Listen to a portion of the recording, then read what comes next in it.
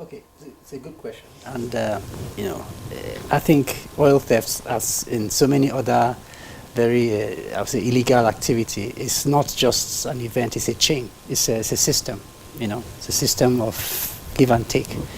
But I'll give you an example. About 10, 12 years ago, 14 years ago, when the first marginal fields came up, there was a marginal field operator that went a different way. Then it was very popular to sign an MOU and do CSR. And this marginal field company said, you know what, let's do a trust fund. Yeah. Now, it took about 3 to 5 days of engagement with the community. They brought all the levels of the community, all the stakeholders, from market women and co, to a room in a hotel, and they spent almost a week convincing them that the trust fund was going to benefit them more than a cash and carry business. You see, where you just build a town hall and co. They resisted it, but eventually they signed the agreement. Now, I tell you that operator has had no shutdown, no single shutdown in 14 or 15 years, not one. There is a trust fund. They created a company for the community. The youths are there. There's competitive bidding, and when the last time I know they were opening, cutting tape, yeah.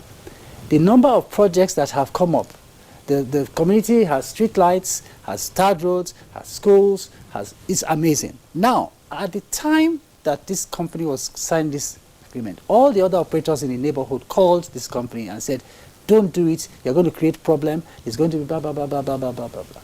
But today, there are no issues. There is a conflict resolution committee populated by the thing. There's an independent judge, retired judge, who is the chairman of the trust fund. The money goes at source into that account. When the PIA was passed, the community came. That was the first protest they came.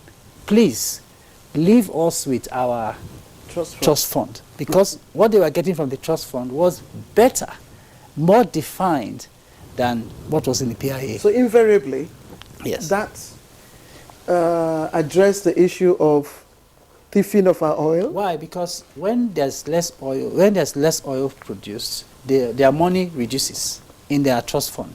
So when anybody tries to bunker, the community is the one who take responsibility. They take correct. Ownership of that. That is it. But is that really happening? Because the individuals who do this look at what comes to them. They don't care about the trust fund. You see, we're all from the village. Yeah. Let's face it. So even if you're in town, you're from the village. You know what it means. There is a communal psyche that will stop these things from coming. Mm-hmm. When the people who bunker come to a particular area, you know the first thing they do? They bring rice, milk, and drop it in the village square.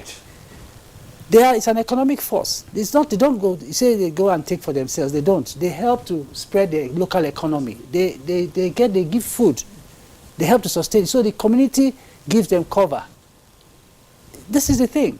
The community gives them cover to do what they're doing. So have they stopped giving cover since the trust fund was set up? No. My point is this, is that the community knows the individuals who are involved in this thing. They tell them, please avoid this area. Why? Because the money will reduce if they bunker. If they shut down, the trust fund shuts down. So there's a collective ownership